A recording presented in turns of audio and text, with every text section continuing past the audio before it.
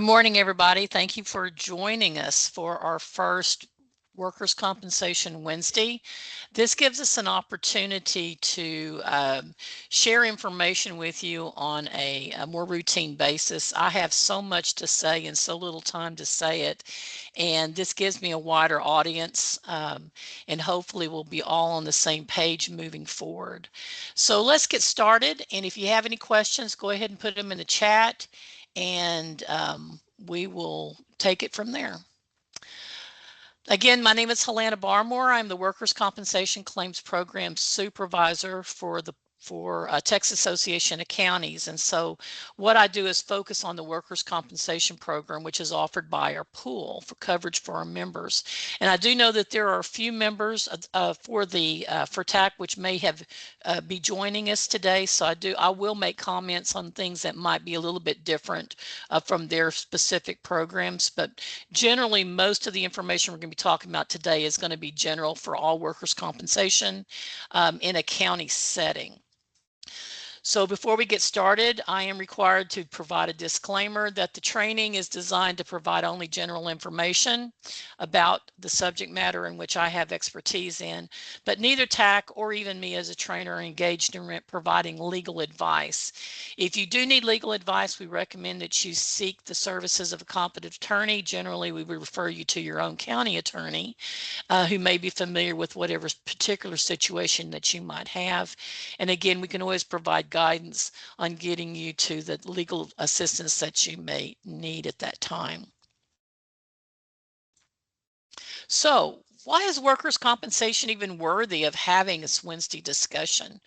You know, workers' compensation is not a secret benefit. It's a benefit that all employees have working for the county, plus optional coverage employees, and we're going to talk about that today as well. You know, you get information regarding your health benefits, but you might not necessarily get information regarding your workers' compensation benefits. So we do want to kind of keep it in front and center for having discussions inside the county as well. And keeping that topic in front of us gives us that opportunity to have that awareness, to be inspired to share that information with your employees, and also to develop a culture for workers' compensation within your particular county that would be positive.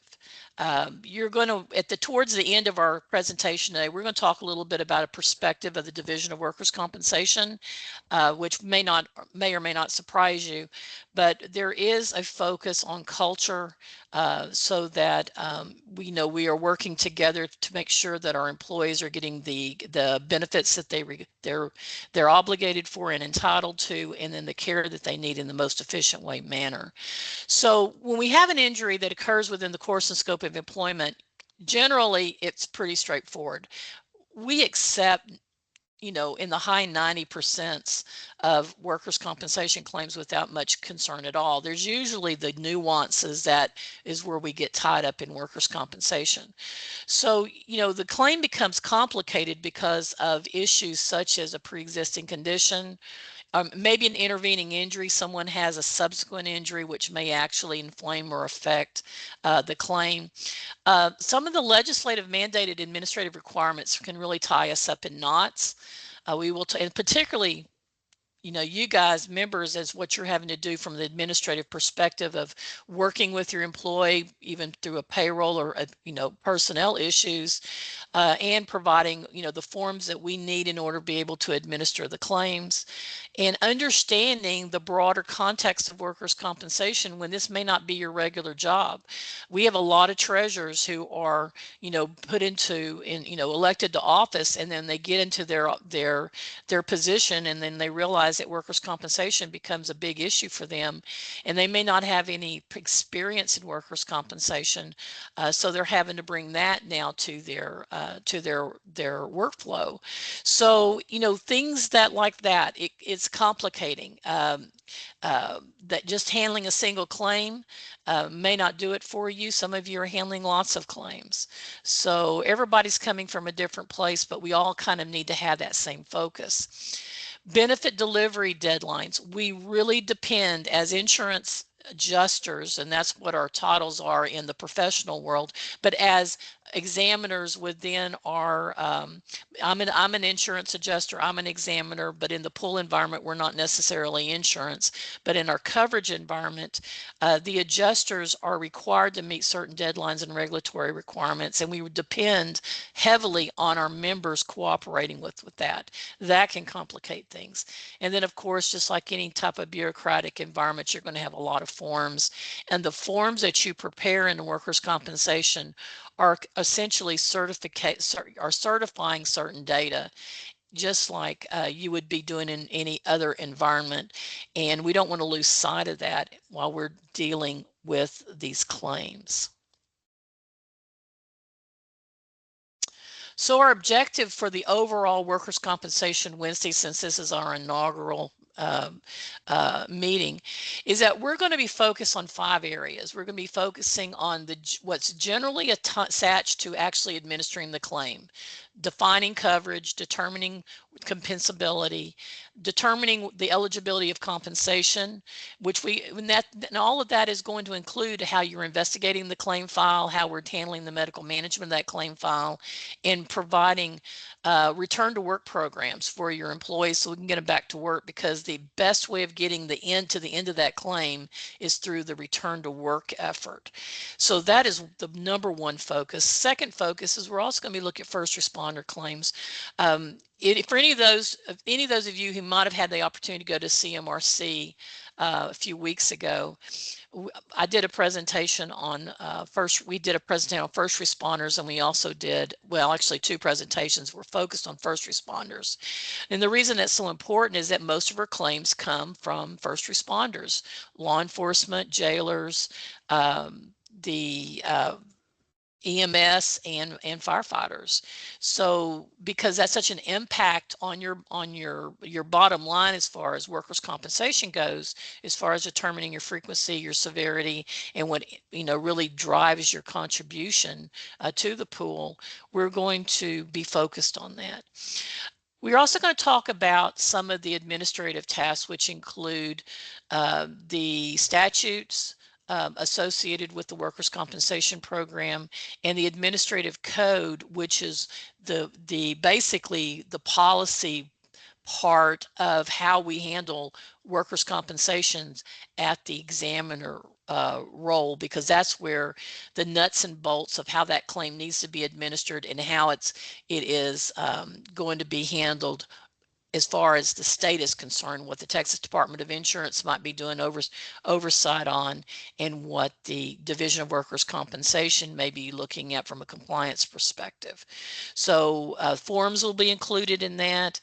We're not going to talk about the wall placards that you use. Our HR consultants are which actually is coming to your to your sites and viewing where those are being put. They're going to be more on doing those type of things, but we'll be focusing on just the administrative forms, the DWIC forms that are required for the claim.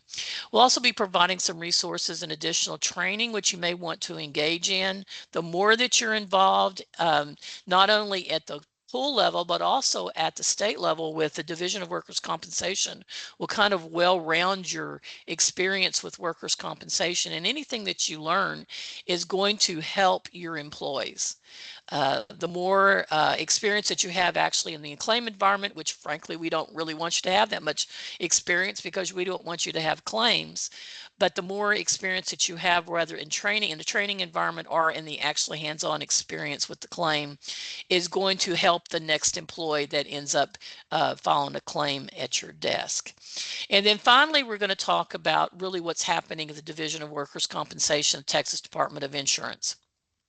Texas Department of Insurance is a regulatory agency, and it's really a consumer advocacy agency.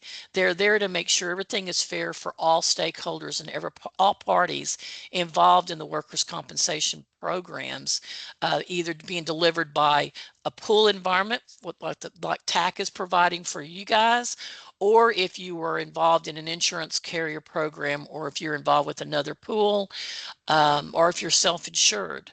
The Texas Department of Insurance, will be doing oversight. For the Texas Association of Counties Risk Management Pool, all coverages, the only coverage that's actually regulated under the Texas Department of Insurance is your workers' compensation program. We'll also talk about trends as we get closer to legislative discussion. This is when a lot of the legislative updates, things that are happening that are being talked about with our legislative department, it'll be included as well to keep you up to date. Okay, so today's agenda, we're going to be talking about some coverages. You're fixing to go in. I'm from Texas. I use the word fixing. You're moving towards your renewal period for workers' compensation. You should be talking with your with our underwriting department, with your member service people, and I wanted to talk to you a little bit about how optional coverages work, specifically how pool coverage works. So we're going to talk about that a little bit. Let me see here. I didn't realize that it was going to vary in like this. So let's get to the next thing. We're going to talk about first responder claims. We're going to talk specifically about post-injury earnings because right now we are still in PBO, the performance-based oversight, and staying compliant also affects you guys as employers. We are going to talk more about a DWIC-2. The DWIC-2 is a form that we use as an application for reimbursement. We're going to talk about the effective use of that. Not all counties are involved in using that program, and we'll talk about some of the pros and cons of doing that. And then finally, we're going to talk about our DWIC updates.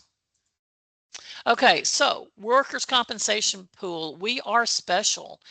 If you have come from private industry, from another environment where you came in and you were not involved in a political subdivision environment or even particularly counties, workers' compensation is handled a little bit differently.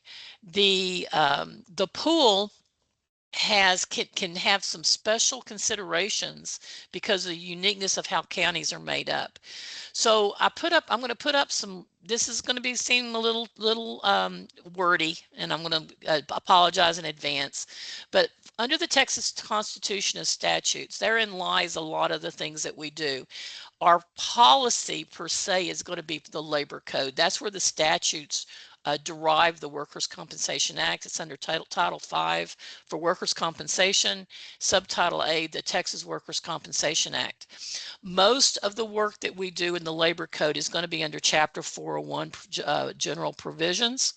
Specifically, where we get into workers' compensation, I did put some things on the screen so that we can connect the dots. Under Section 401.011, workers' compensation means, and it gives you 3 definitions of how workers' compensation can be funded in the state of Texas. The third one, which is C, coverage provided by a governmental entity to secure the payment of compensation. Generally, the pools is going to be a solution for creating this political subdivision environment for the pool. Now, you can get it through self-insurance. There's many of our large members, large counties in the state of Texas have self-insured programs, and there's a good reason. It's a double-edged sword when you're self-insured because you're taking on the full risk of your program. But generally, most of the counties in the state are part of the pool. An approved insurance policy can also be a program, and those are for the few counties in the state that actually have insurance policies and are with major insurance carriers. So the pool programs are generally the choice for most of the counties in the state. Under the Labor Code Title 5, under Subtitle C, we're talking about coverage for certain employees, and this is where things deviate just a little bit from the rest of the workers, in the state of Texas. Under Chapter 504, under workers' compensation insurance coverage for employees of political subdivisions, we're going to see a little bit change, and that is where we have optional coverages, and this is something that you'll be talking to your member service representatives, underwriting, and with your risk management consultants on whether or not you want to include optional coverages within your workers' compensation program with our pool. So if you have a person, and I've highlighted some of the text in here, for a person that's in the service of a political subdivision that is been employed, provided by law, a person for whom optional coverage is provided under this section, there is where your coverage, that's the covered person that you would have in your workers' compensation coverage. So most of your employees, the ones that you recruit, you interview, you hire them, you bring them in, they will be considered covered employees. But we have a subsection of people who actually do work servicing the county that can be considered employees under this section. So a political subdivision, which means a county, can they can combine themselves as a pool, but they also can, and I'm going to go to the next slide, they can also have optional coverages for election personnel, and those would be the people that come and work at the polls during the elections. They're not county employees, but they come in and may pay them on a per diem basis. You have jurors that come in, if they're serving as a juror, they'll be paid and they'll be providing service to the county. And then you could have volunteers, which could include law enforcement like your reserve deputies, or a volunteer that's working with the constable's offices, with EMS, or other volunteers that may be providing support for your county. These employees, these people that are supporting you, technically they're non-employees, but they're being viewed as employees under your workers' compensation program. You can choose to provide coverage for them. And if you do not choose to provide coverage for them, and that includes your elected officials, the elected officials will fall into that same group, then you would have to consider filing a general liability claim for them because they'd be looked as a third party and not as an employee. So elected officials, election personnel, jurors, and volunteers could qualify for optional coverage. However, it is only under this chapter 504 where it says that I'm back, excuse me, yeah, where the employee has to be, the optional coverage has to be approved by the Commissioner's Court in order to be able to provide that coverage. And that's what you work out with your risk management consultants and with your member service representatives in order to be able to pay for the additional contribution for those individuals. If you do not have optional coverage for them and you file a claim, and the claim actually comes in with the DWIC-1 to the adjuster and they identify that you do not have optional coverage for them, then those claims will be denied for no coverage because they will not be considered employees.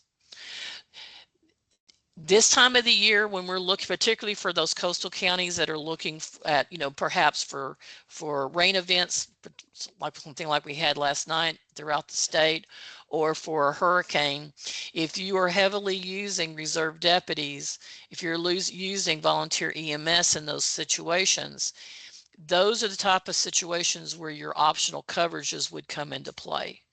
And if those individuals do not have optional coverages available to them, then they will not have any type of workers' compensation benefits under your program.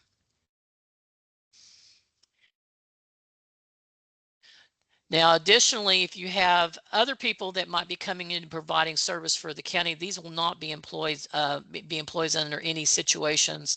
That would be an independent contractor.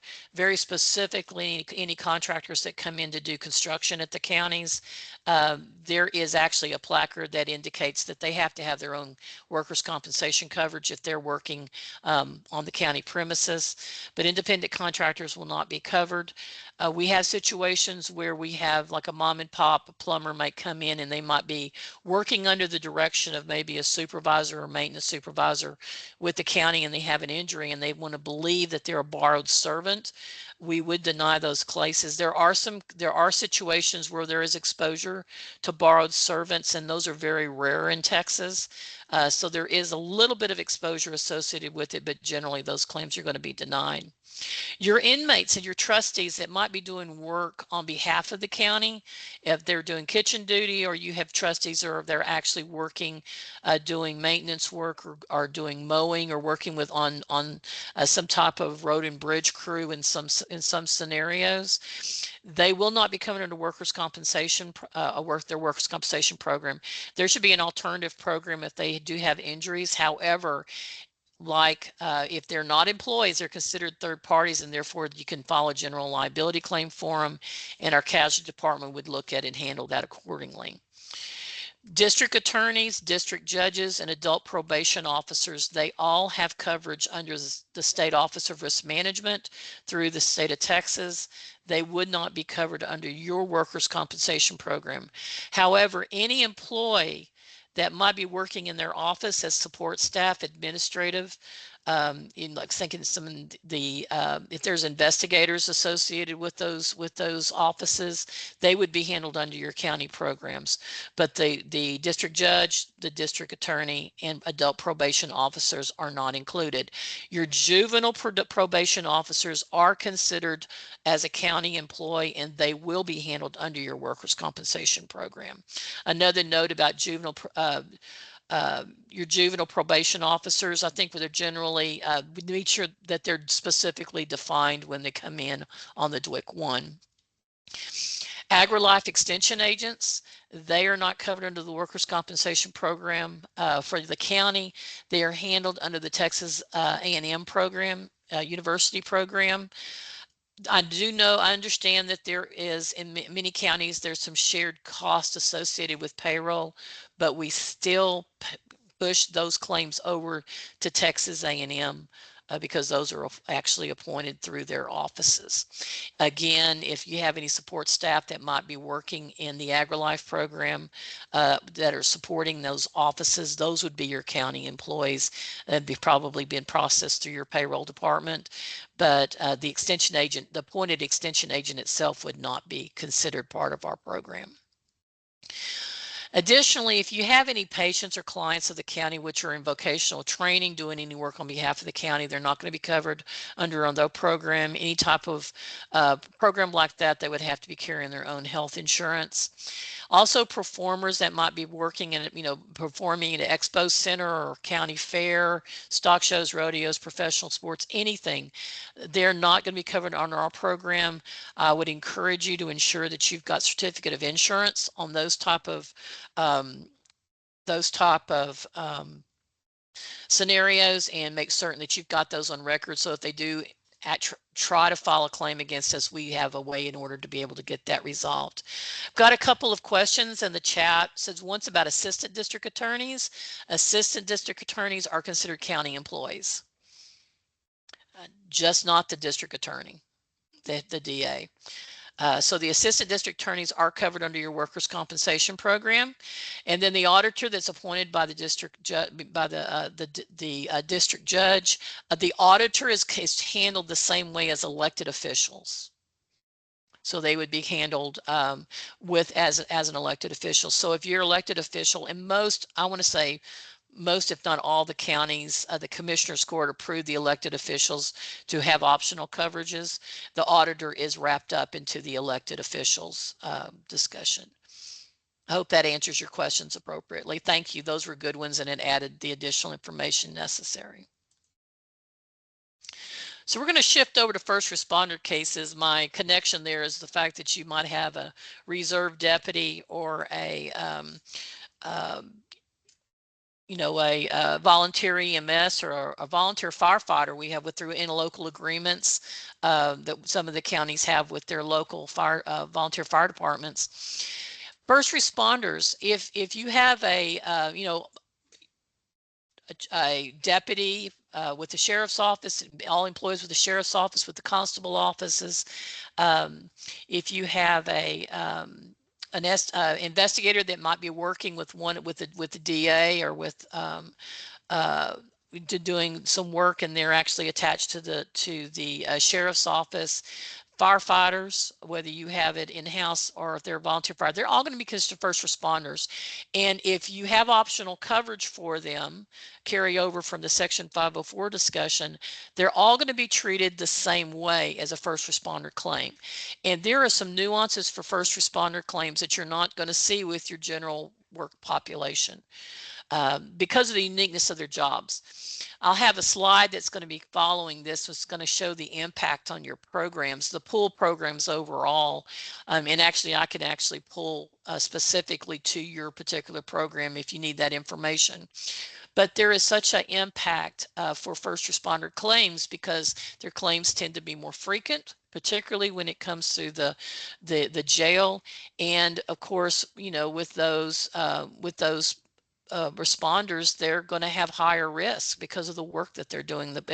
They're putting their lives at risk in many situations, and sometimes we do have catastrophic results of those claims. So on first responder claims, we also have some uniqueness associated with some of the impact of the things that they're exposed to. So I've kind of got a kind of crunched up looking circle here. So you see that we have, you know, look on the top left, you see communicable disease exposure. If you have an employee who is a first responder who is exposed to bloodborne pathogen, or they're working in the jail and they're exposed to bodily fluid in various forms, from spitting all the way to anything that you can possibly imagine, there's a possibility they could be exposed to communicable disease. Generally, it's considered hepatitis and HIV. We have a very specific protocol for handling those exposures and that require testing. We're not going to go into detail about that today, but this separates them from the general population. This is part of their exposure. It seems pretty benign on its face, but there could be very consequential if there was an illness that would derive from it.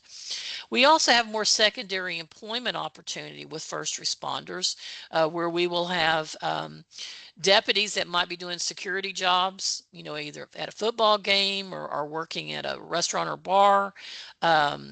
They could be, as long as they're working within the confines of the county itself, where they're actually appointed by their sheriff or their constable, whoever is holding their commission. Those employment claims could actually impact the workers' compensation claim, because if they're making income post-injury, pre-injury income, they can actually inflate, you know, actually increase the amount of average weekly wages that they might have. Now, we do have an opportunity to get that money back from the subsequent injury fund, but while they're off work and they're receiving perhaps benefits, to fairly pay them, we have to compensate them if they can't do their second job. Now, all employees can have second employment and they could be treated the same way, but we generally see that greatest impact with our first responders. Cardiovascular events with with law enforcement officers, those are handled under the presumption, as are the communicable disease exposures. Those are presumption. And so they have a higher they have a greater nuance the way that they're handling that shifts the burden of proof. So as the exposure to those claims become greater, as do the cancer claims that might come through the firefighters with the exposure that they might have with the most recent legislation. Post-traumatic stress disorder impacting our law enforcement and our other and all of our first responders. We have more claims associated with those level of employees, and we do anticipate that there might be presumption attached to those claims in the future.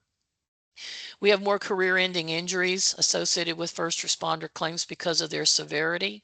We might have more supplemental income benefit claims associated with their programs.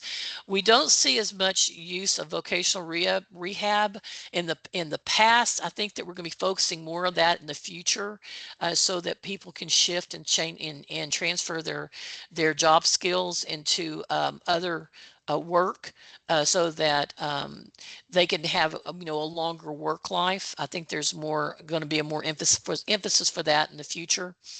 And then we now have some new lifetime income benefit opportunities for certain first responders who are unable to be in the workforce after their injuries. They may not meet what we consider the standard criteria for a catastrophic lifetime income injury, which would be in many cases like the loss of use of a limb through an amputation, or a significant spinal insult where you might have paralysis and or major burn injuries, and traumatic brain injuries as well. So there is going to be a stronger emphasis on maybe lifetime income benefits with first responders, and those same categories will not apply to the rest of your workforce. That would include your road and bridge workers, your maintenance, your administrative the administrative employees that you might have for the county.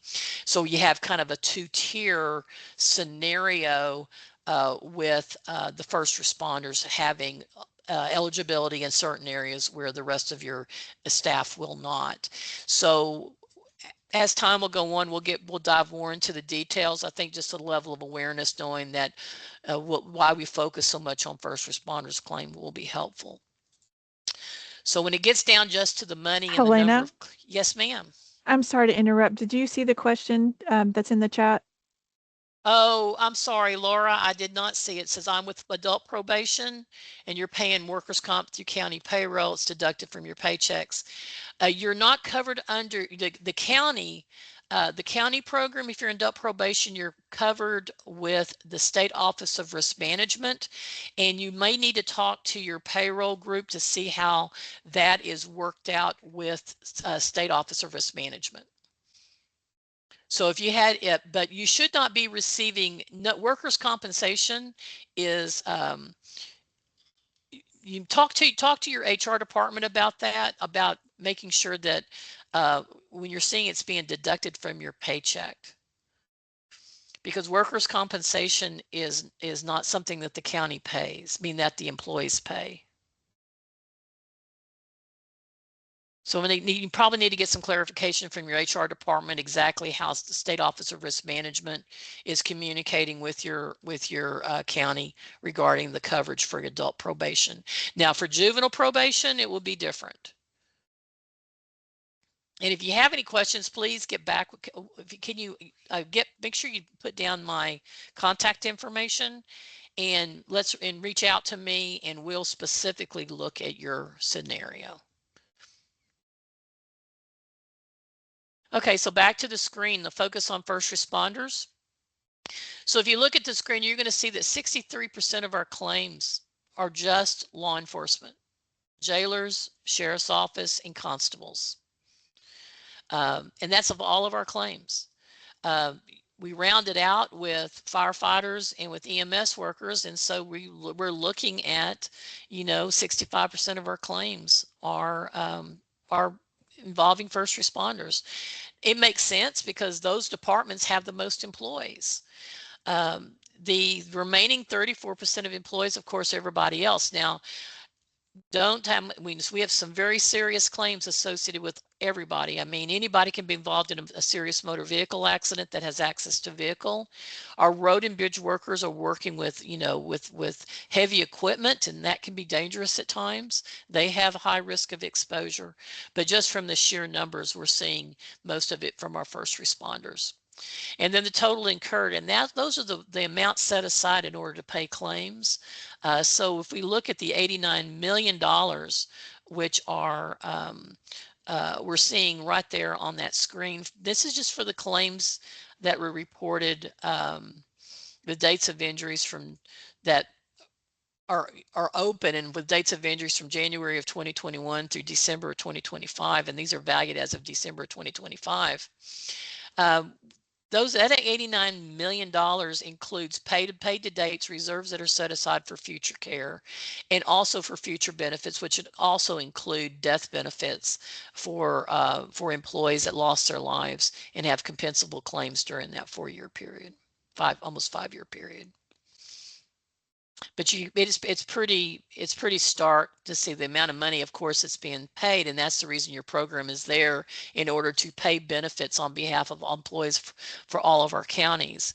But first responders are really high up there, and that's the reason we'll be putting a lot of emphasis, not taking anything away from our other departments. We'll talk probably a little bit more about road and bridge. There's some uniqueness associated with their programs as well in future discussions. So while we're on first responders, I think the biggest elephant that might be in the room for first responders, we're dealing with workers' compensation, is the impact of salary continuation for our counties, because that's an unfunded mandate from the state. The requirement for, I think this goes back to 1967, which where Article 3 was Section 52E was inserted into the Constitution.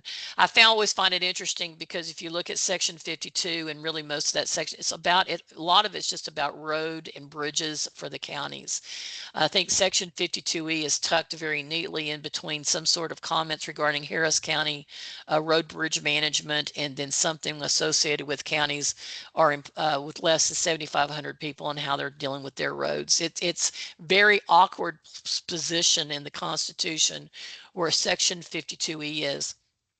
But it's hugely impactful to our counties, because if we have a law enforcement officer, we have a deputy who is taken off work, and the county has to continue to pay wages for them, and they may not have an opportunity because of the budgeting requirements in order to replace them while that person's off work.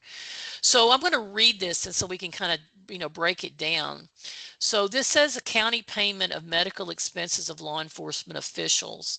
This is saying that the county is responsible for the funding of treatment, and of course some compensation for wages. Well, that's basically what this says. It says each county in the state of Texas is thereby authorized to pay all medical expenses, all doctor bills, and all hospital bills for sheriff, deputy sheriff, constables, deputy constables, and other county and precinct law enforcement officials injured in the course of their official duties.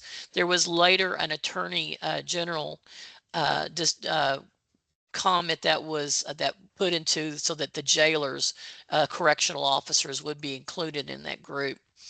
And then providing that while the sheriff, deputy sheriff, constable, deputy constable, and other county or precinct law enforcement officials hospitalized or incapacitated, that the county shall continue to pay his maximum salary.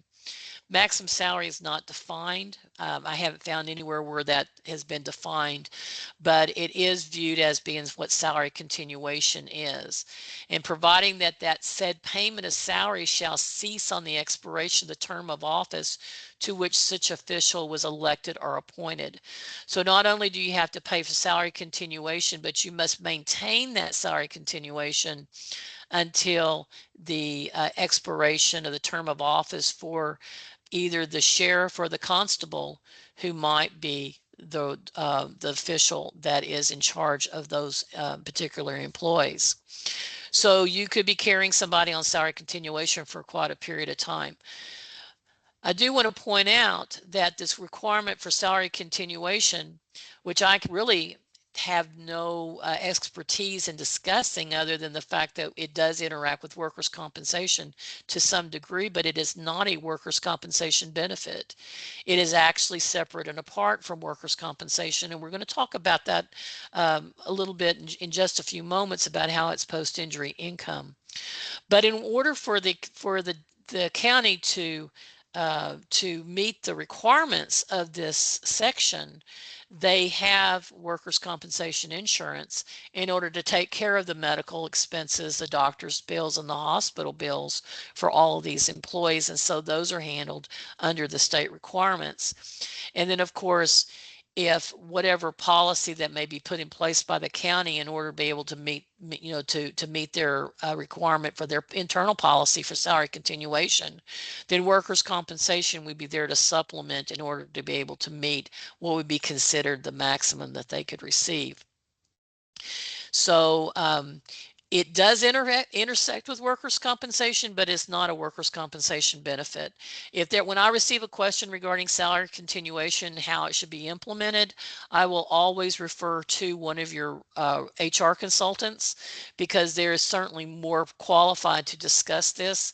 However, since it's always standing in the room with workers' compensation, we felt the need to address it, and I'm going to share with another couple of screens in order to be able to provide a little bit more context to it.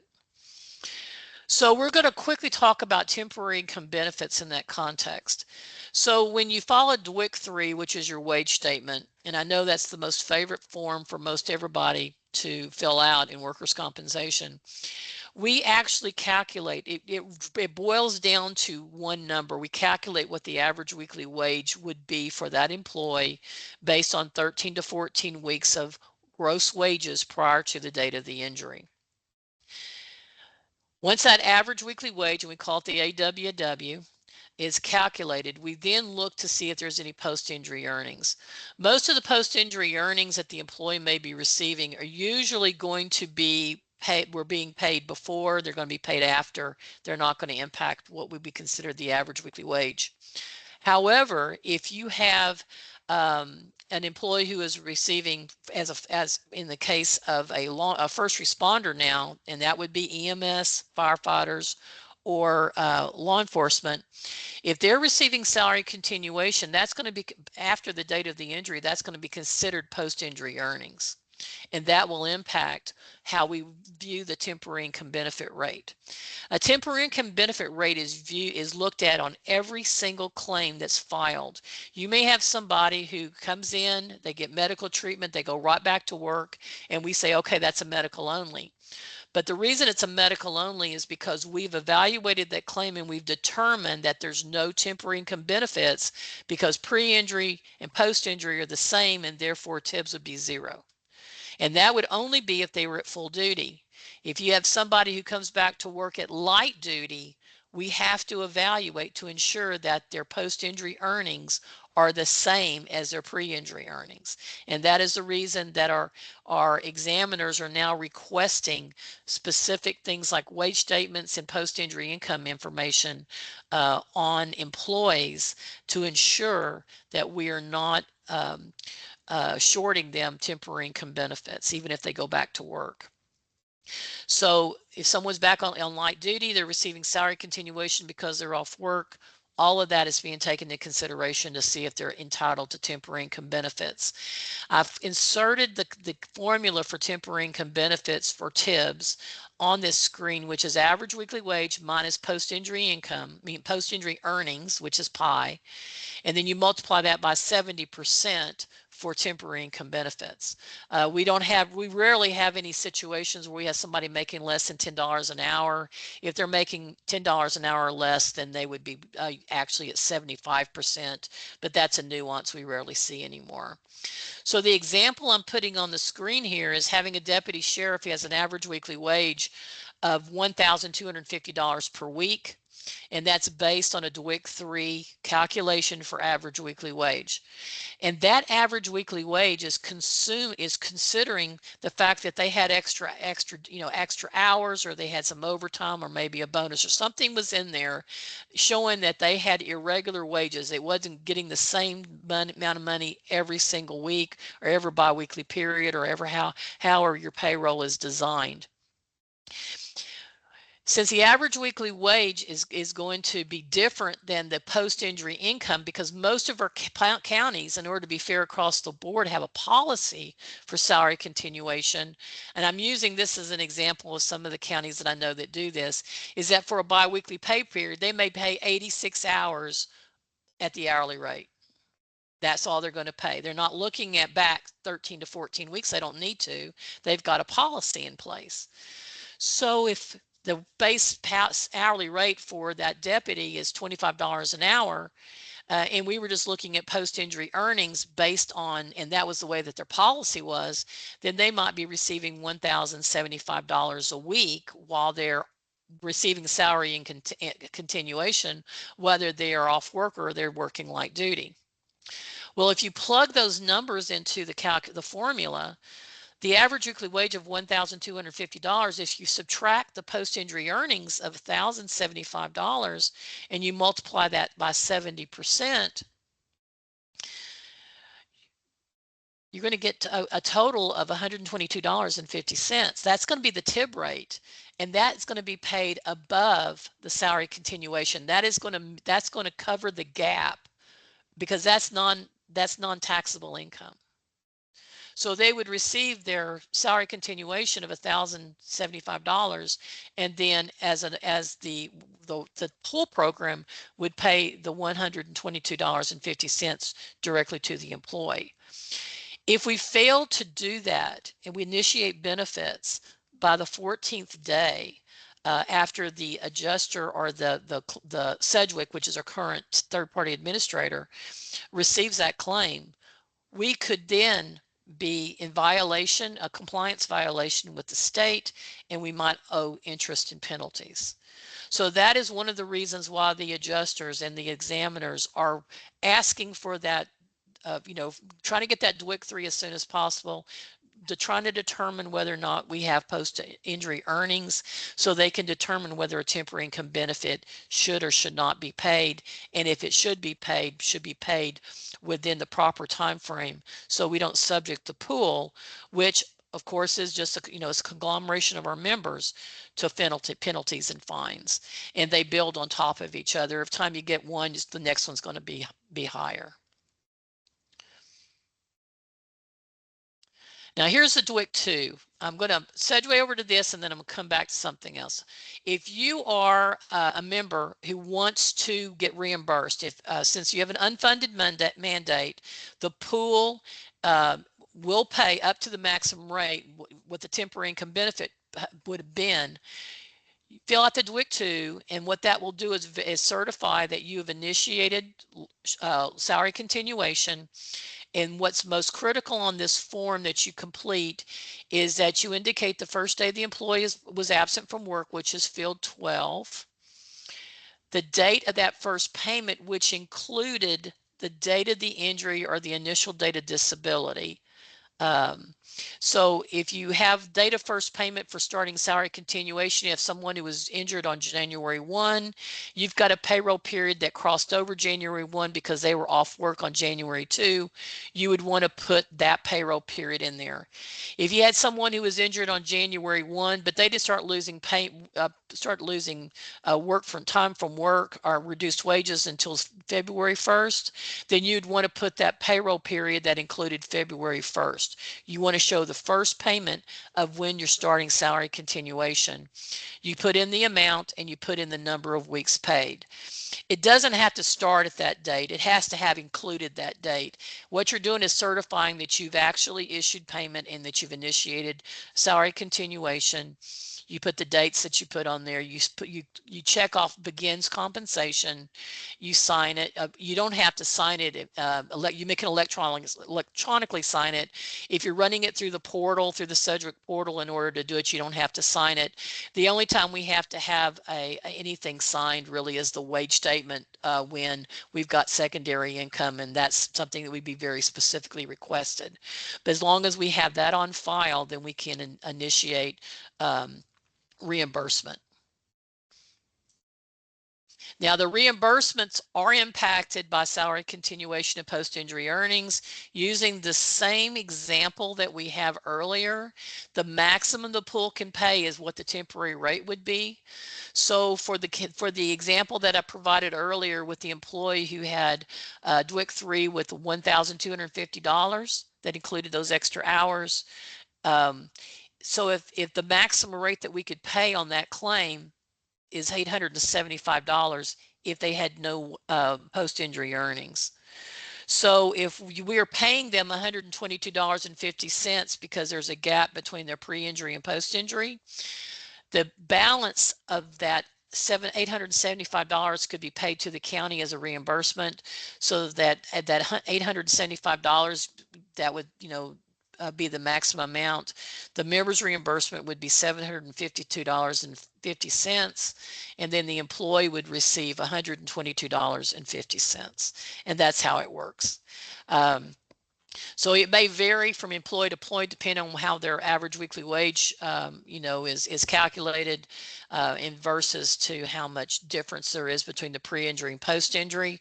Because if they had a lot of overtime or they had extra hours in that average weekly wage, and then you're paying them straight wages at 40 hours or a week or 43 hours a week or whatever it might be to fill out their payroll, it could eat up quite a bit of that reimbursement that the member might get. Okay, I've got Misty said, what if a deputy gets hurt on a Monday, but their schedule shows they're off on Tuesday and Wednesday because that is how their schedule is. And when they come back on Thursday, they are scheduled not to come back. That would need a DWIC 3. Misty, that's very specific. If they were released for light duty, we would probably need the DWIC 3. If they were released for full duty and they were just scheduled off, it wouldn't be a problem. We have to look to see what they'd actually be getting in their paychecks. It's going to have more to do with what's in their paychecks than whether they were at work or not. Excuse me. And if that doesn't, yeah, like I said, if you follow up with me, if it's something very specific that you might have that we need to look at, you can always give me a call and we can kind of break it out a little bit more. But really the criteria is, well, if they're at full duty, I wouldn't worry about it, because if they're at full duty, it meets the criteria that disability, of course, is an economic term. It's the ability to obtain and retain pre-injury wages as a result of an injury. If you can maintain your pre-injury wages, that means you're at full duty, even if you're not making them. But if you're at full duty, you have the ability to do it. But if you're at light duty, then there's, by implication of the way light duty is, you're not able to make, there's a possibility that you can't make it. That we have to do is determine if that exposure is there. So it's more work on you guys, and I certainly apologize for it, but we are in heavier oversight with the state right now, and it's just necessary. I'm going to speed up a little bit here because I want to talk about, this is the last thing I want to talk about, workers' compensation updates. I just want to let you know, okay, I have one more question. Does the injured employee using sick leave affect wages? Yes, it does. If they choose to use their PTO or their sick vacation or sick leave in lieu of temporary income benefits, it does. It is post-injury income. So we do, it will affect them. They could use because for whatever reason they can use it, but we still have to calculate it to see if it's going to be different than what their pre-injury average weekly wage was. They may actually receive a temporary income benefit rate if their sick time and PTO is less than what their pre-injury wages were. I hope that answered your question. Okay, for the DWIC updates, we are still in the performance-based oversight. We have been being overseen by the state since January 1. It will end on June the 30th. They are measuring our ability to pay timely indemnity benefits. So if you have perceived a little bit of panic with the examiners trying to get information from you, that's the reason why. This is a very important audit review, and it's really critical to the success of our program in the eyes of the Texas Department of Insurance. I'll be really glad when it's over on June the 30th. If you have any more specific questions regarding that, just get in touch with me. The second thing I have in here is lifetime income benefit and death benefit audit. A few of you have had the pleasure of talking to the Texas Department of Insurance and being required to redo your DWIC 3s. We're going to be doing some more DWIC 3 training to make sure that everybody understands exactly how that form works. They're being very harsh about some of these forms. This was an 8-year look back on LIB and death benefit claims, and generally, we used to take the best information we could, make reasonable determinations on benefits, and paid the benefits. That doesn't count anymore. They want these things absolutely perfect. And so that audit has been ongoing, been going on for quite a while. I'm hoping to have the results from that fairly certain. I just followed up on it. But if you get any more telephone calls, you have to respond to them, because as a member, you're a self-insured member of the pool, you're a stakeholder, so they have every right to contact you and discuss those forms with you. And then finally, the 2026 Workers' Compensation Conference is coming up. I've got a little bit here on that. if you go into the Texas Department of Insurance website and you go to the workers' compensation tab, you can actually get onto an email thread to understand when there's trainings and things coming up through the DWIC. Some of them are very, very good and you may want to consider it, but there's also a conference, and I know there's a few of you who may be on this that routinely goes to some of these conferences. The DWIC conference that was in 2025, I thought was pretty good. They seem to be getting a little bit more focused on what the employer experience is. It may be something that you want to consider. The next one is in September at the Embassy Suites in San Marcos. It's a pretty good conference center. Seems a little pricey. They used to be somewhere between about $350. I guess since they're since they're getting a heavier turnout for them, they seem to be amping up the cost of the program. But if it's something that's in your budget, you may want to consider it. Lastly, on DWIC, on these DWIC updates, particularly if you were going to consider going to this conference, this is going to give you a little bit of perspective. One of the general session topics, and I have actually attended this. I know these people well. Stuart Colburn, who's an attorney. Melissa Steger was formerly the risk manager at University of Texas Systems. She's an excellent speaker, and she is an incredible workers' compensation subject matter expert. Their talk about essentially about how workers' compensation in the state of Texas is the division is really looking at consumer advocacy, which includes everybody being nice to each other. I know that sounds very simplistic because I am, been doing this for almost 45 years, and I've seen the bad side and the good side of the insurance industry and how adjusters behave in the environment. We all want to take care of our employees. I think in a situation like the pool environment, we're working with self-insured members and the members are taking care of their employees. We're trying to take care of their employees.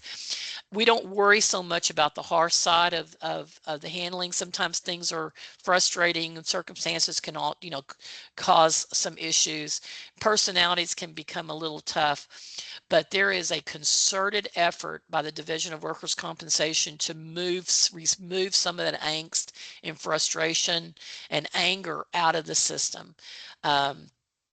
So we're seeing more and more soft skill trainings coming from Texas Department of Insurance. So I just want you to be aware of that. You don't want it to be, too over the top, because it kind of loses its integrity, because when you work in an administrative environment, you do have to follow rules.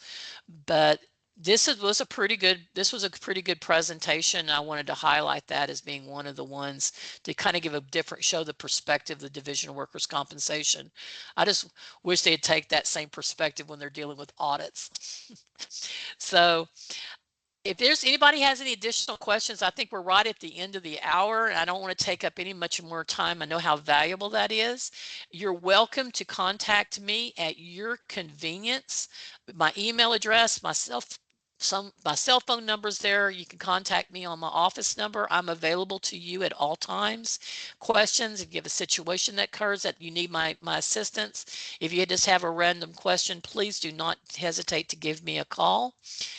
And I hope you enjoyed today's webinar. If something about it you didn't like, let me know, because this is something that we're just trying to get off the ground.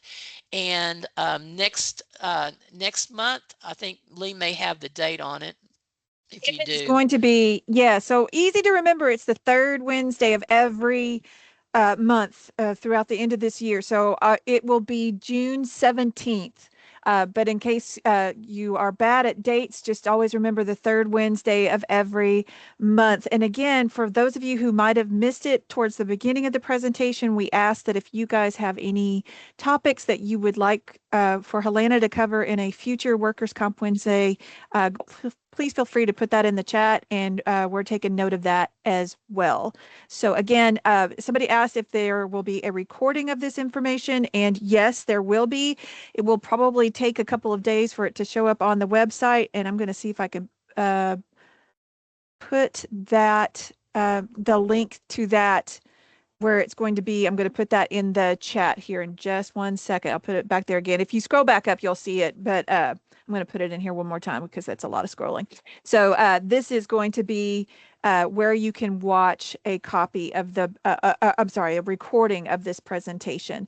And again, we are going to be getting back together just a month from now, again, to talk some more about workers' compensation. And you should find the recording for, or I'm sorry, the registration for those upcoming dates are also on the calendar of events on the county.org website, or you can just email us and we can send you a link. But thanks all everyone for attending today. And Thank if you. there's nothing else, we're going to end it. Thank I you. appreciate it. Thank you. Bye.